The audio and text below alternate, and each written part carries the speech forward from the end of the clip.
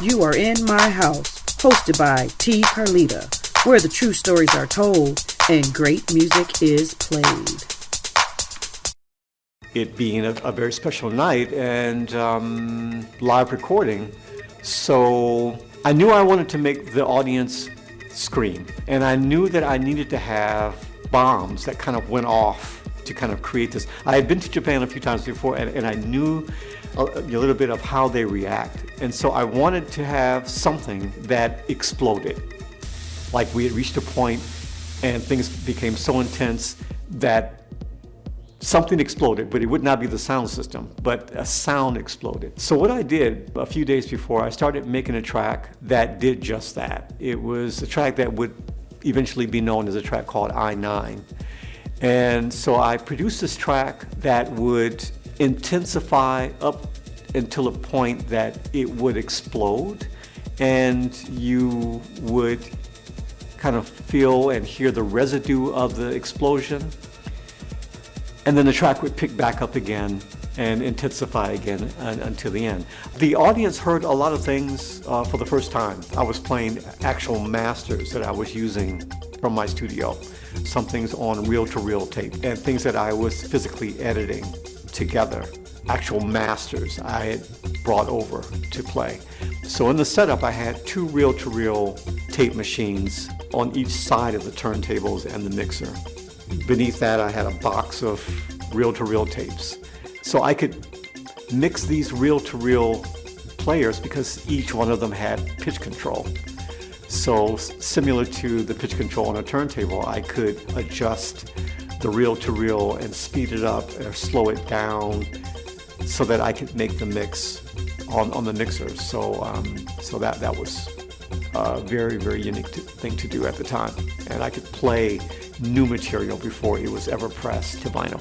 During the recording, the mindset that I was in, I was calculating. I was calculating what I had just did, what I'm doing now, and where I eventually would like to go in terms of the programming of the music. So when I would turn around and I would go to my record box, not only was I looking for what I was about to play next, but I was also putting music aside so that if the thing that I played next worked, in other words, it had enlisted a certain type of response, I knew that I could then go back to those records that I pulled up, and that would be the chain that would lead me to another climactic point in the DJ set. So there's a lot of strategic maneuvering and things that are happening between me and my records and me, and that's happening. I'm planning things, and if I change my mind, then I have the opportunity to replace things. And so I'm truly programming music in my mind as things are happening during the set.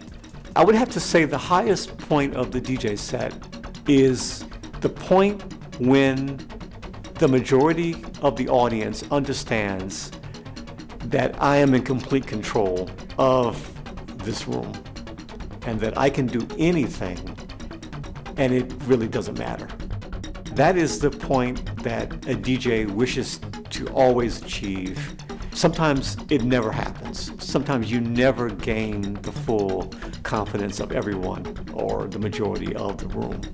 But when it does happen, that's when the relationship of the audience and the DJ is so bonded together that anything could happen. And when it does happen, when this type of level of bond happens, that's when the DJ is convinced that I'm doing something that is useful to other people, that I'm actually making a difference, that people might remember this point for the rest of their lives because it touched them so much in a way that they may never forget this.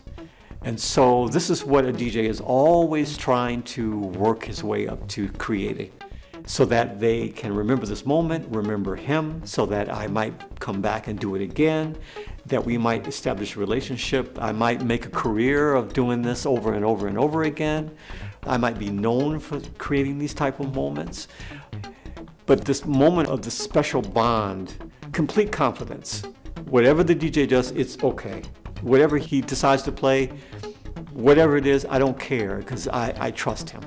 That's the most important part of any DJ set, is that moment. I think the main objective of those DJ sets, or any DJ set, is play music in a way that would allow people to be able to transition, to expand themselves more than what they were before they came into the scenario, to feel the music in a way that it provokes or touches something that was there but they weren't so conscious of before they came. And if a DJ is lucky and you do the right things, you can see the person transform themselves and become something that they weren't the other hours of the day.